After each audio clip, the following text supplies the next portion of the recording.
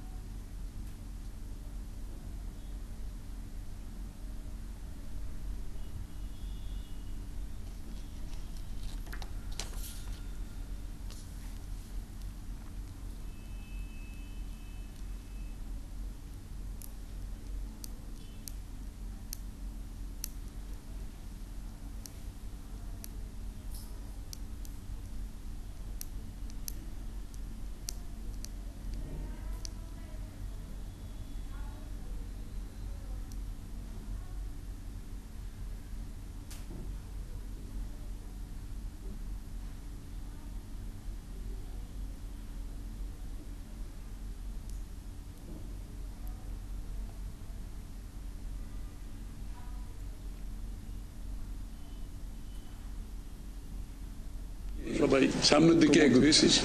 সবাই আমরা চাই দেশ গড়ার যে প্রত্যয় আমরা নিয়েছি, আমরা ঐক্যবদ্ধভাবে সেই কাজটা করব।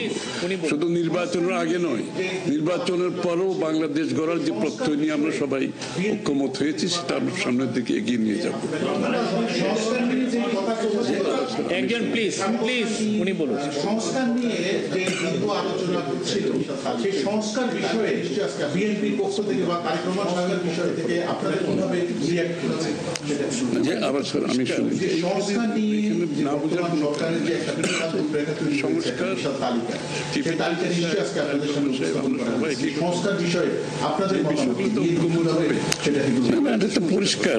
এইখানে না বোঝার কোনো কারণ নাই। বিষয়টা হচ্ছে সংস্কার এমন না যে চিফ অ্যাডভাইজার সাহেব, তারেক রহমান সাহেব, আমরা সবাই একই কথা বলছি। কিছু সংস্কার হবে, যে বিষয়গুলো তো ঐক্যমত হবে, সেগুলোতে সংস্কার হবে, তাই না? সংস্কারের দেশ বিষয় তো একটা চলমান প্রক্রিয়া। সংস্কার এমন না যে সব সংস্কার এখন শেষ হয়ে যাবে। এটা নির্বাচনের আগেও কিছু সংস্কার হবে যেখানে ঐক্যমত হবে, আর নির্বাচনের পরেও সংস্কার অব্যাহত থাকবে। কারণ আমরা যে দেশ গড়ার প্রত্যয় নিয়েছি, সংস্কারের প্রয়োজনীয়তা সবাই অনুভব করছে এখানে। সুতরাং আগে পরে সংস্কার চলতে থাকবে।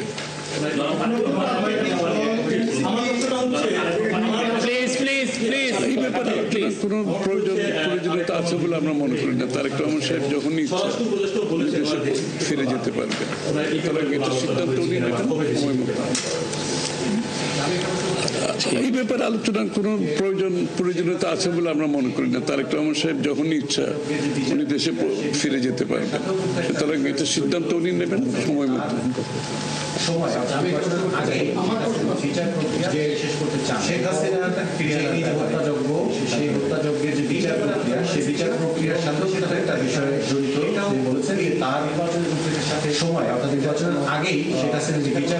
তিনি শেষ করতে চান এবং পরবর্তী তাকে ফিরিয়ে আনার বিবৃতিতে আছে। এই ব্যাপারে আলোচনা হয়েছে কিনা, এবং যদি সেটা হয়ে থাকে তাহলে সেটাও এই নির্বাচনের রূপরেখার সাথে এটার কোনো প্রভাব ফেলবে কিনা?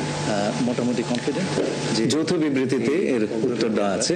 নির্বাচন আগে সংস্কার এবং বিচার যে বিষয়ে পর্যাপ্ত অগ্রগতি কথা বলা হয়েছে, এবং আমরা মোটামুটি কনফিডেন্ট যে এই অগ্রগতি আমরা নির্বাচন আগে দেখতে পাবো। সম্পন্ন করা রাজনৈতিক দল এনসিপি নির্বাচন কমিশন সংস্কার ছাড়া নির্বাচনে যাবে না বলে আমরা সেরকম এই ব্যাপারে এখানে আলোচনার কোনো সুযোগ আছে বলে আমি মনে করি।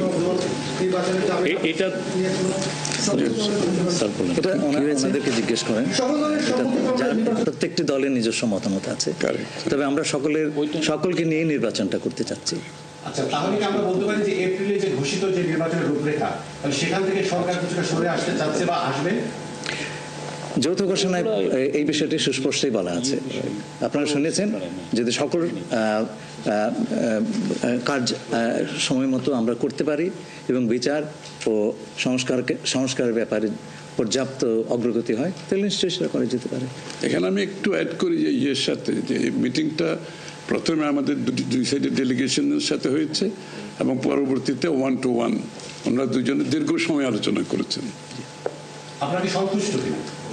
নিশ্চয়ই সন্তুষ্ট, নিশ্চয়ই সন্তুষ্ট। শুধু আমরা তো বলছি নির্বাচনের আগে নয়, নির্বাচনের পরও দেশ গড়ার ক্ষেত্রে আমরা সবাই একসাথে কাজ করতে হবে, নতুন বাংলাদেশ করতে হবে। আর সন্তুষ্ট না হলে তো যৌথ ঘোষণা আসবার কথা নয়। এখন যে বিচার প্রক্রিয়া চলছে বিগত সরকারের বিভিন্ন, আপনি একবার কোশ্চেন শেষ করে দেন। প্লিজ। না, আর একটা লাস্ট কোশ্চেন নিব, লাস্ট